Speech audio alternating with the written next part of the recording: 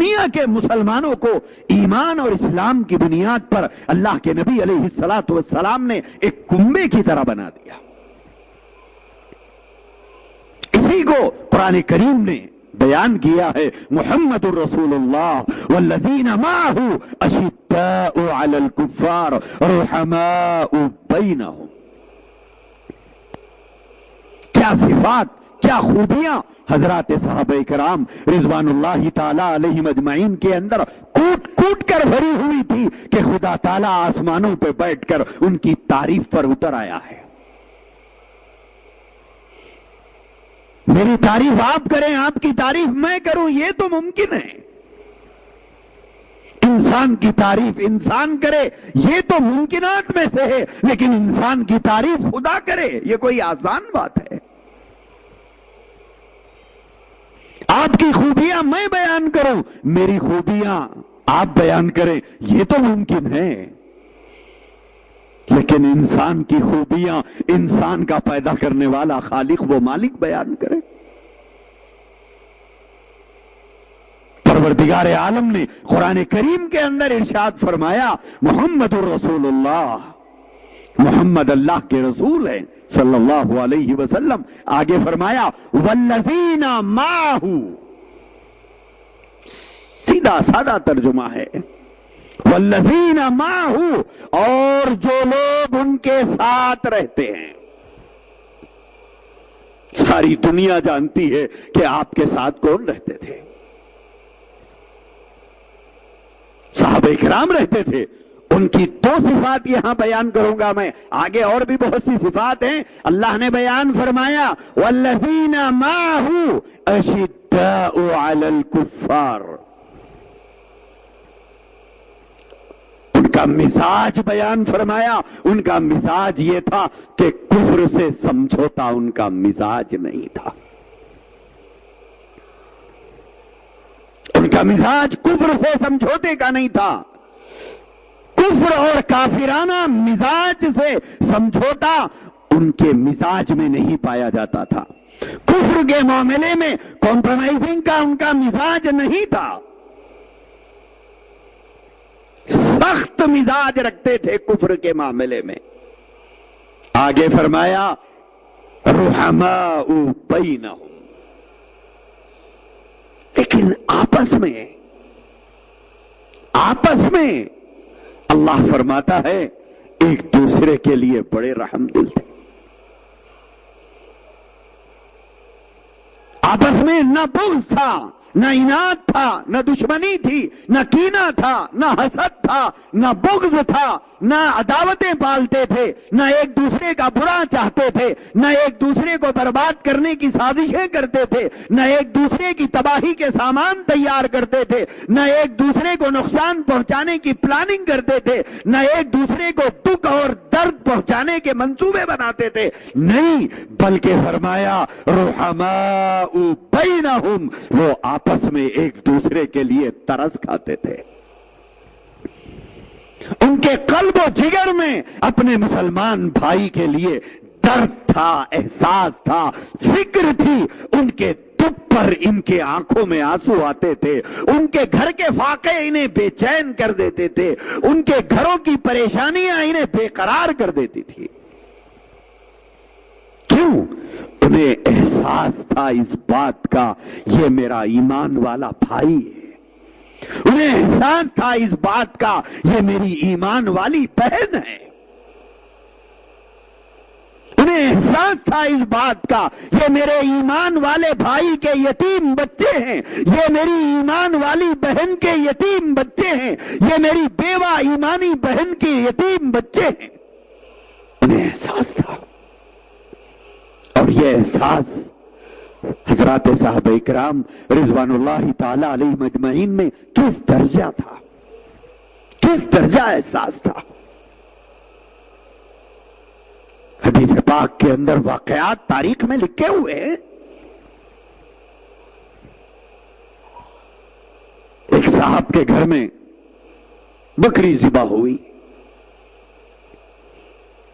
انہیں خیال آیا کہ میرا فلاں ساتھی اس وقت گھریلو پریشانیوں سے دوچار ہے. مصیبت زدہ ہے، اس کا گھر فاقوں کی زد میں ہے۔ لہذا انہوں نے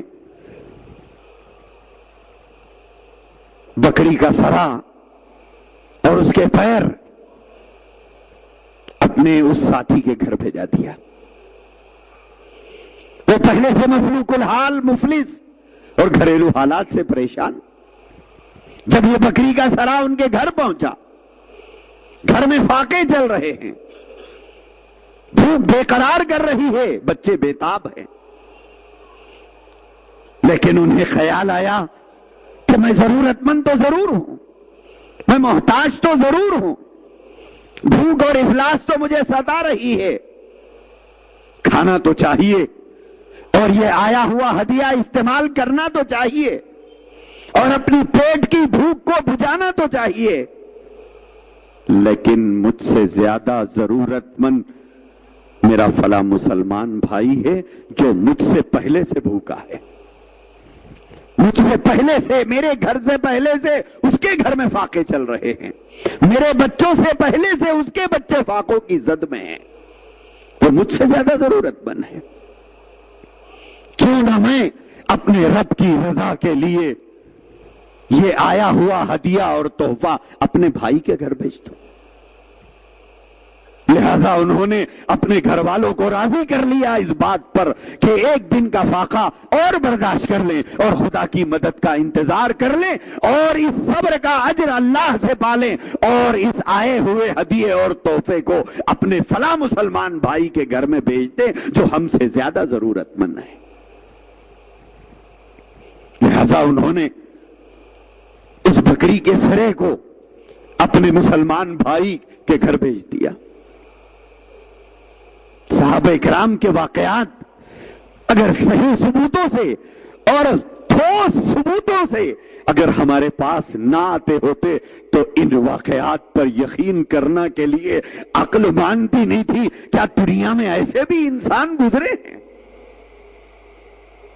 کیونکہ ان کے سینوں میں بھی ایسے ہی دل تھے جیسے ہمارے سینوں میں ہے، ان کے پیٹوں میں بھی ایسی ہی بھوک لگتی تھی جیسی بھوک ہمارے پیٹ میں لگتی ہے، اور بھوک کی بےتابیاں انہیں بھی ایسے ہی بے قرار کرتی تھی جیسے ہمیں بے قرار کرتی ہے، اور تکلیفوں کا درد اور احساس ان کے جسم کو محسوس ہوتا تھا جیسے ہمیں محسوس ہو رہا ہے۔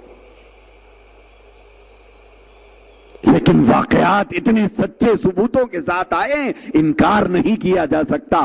جب یہ صحابی اپنے گھر کو آیا ہوا بکری کا سرا اپنے دوست کے بعد بھیج دیا اپنے سے زیادہ ضرورت مند سمجھ کر، تو اس دوست نے بصد خوشی اسے قبول تو کر لیا، لیکن ان کے علم میں ایک تیسرا صحابی تھا جو ان سے زیادہ ضرورت مند تھا۔ پہلے نے دوسرے کے پاس، دوسرے نے تیسرے کے پاس، تیسرے کے پاس سے وہ بکری کا سرا چوتھے گھر کو پہنچا۔ جب چوتھے گھر کو پہنچا تو چوتھے نے پھر اسے اٹھا کر اپنے سے زیادہ ضرورت مند سمجھ کر پانچویں کے گھر بھیجا، تو وہ پانچواں گھر وہ پہلا گھر تھا۔ بکری کا سرا گھوم کر پھر پہلے گھر کو آ گیا۔ کس درجہ واقف رہتے تھے ایک دوسرے کے گھریلو حالات سے، کس درجہ واقف رہتے تھے ایک دوسرے کے مالی کیفیتوں سے، اور کس درجہ اپنے بھائی کے لیے منصوبے اپنے ذہن و دماغ میں رکھتے تھے صحابہ کرام۔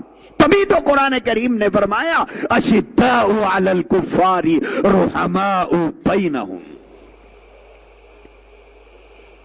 کہ کفر کے معاملے میں مزاج ان کا بڑا سخت ہے، کفر سے سمجھوتا نہیں کرتے، لیکن آپس میں بڑے رحم دل ہیں، ایک دوسرے کے دکھ اور درد کا اس درجہ احساس رکھتے تھے کہ اپنے گھر کو فاقوں کی زد میں رکھ کر، اپنے پیٹ کو بھوک اور پیاس کی شدت میں مبتلا رکھ کر اپنے بھائی کی بھوک اور پیاس کا احساس کرتے تھے۔ یہ کوئی بھائی ان کا نسبی بھائی نہیں تھا، ان کا سسرالی بھائی نہیں تھا، ان کے باپ کے ذریعے سے رشتہ جڑا ہوا سگا بھائی نہیں تھا، بلکہ رشتہ ایمانی تھا، اسلامی تھا، اور اسلامی بنیادوں پر اپنے اسلامی بھائی کی مدد کرتے تھے۔ آج سگا بھائی اپنے بھائی کی بھوک کا احساس کرنے تیار نہیں ہے۔ اس درجہ بے رحمی اور اس درجہ قساوت قلبی آج ہمارے سینوں میں پائی جا رہی ہے۔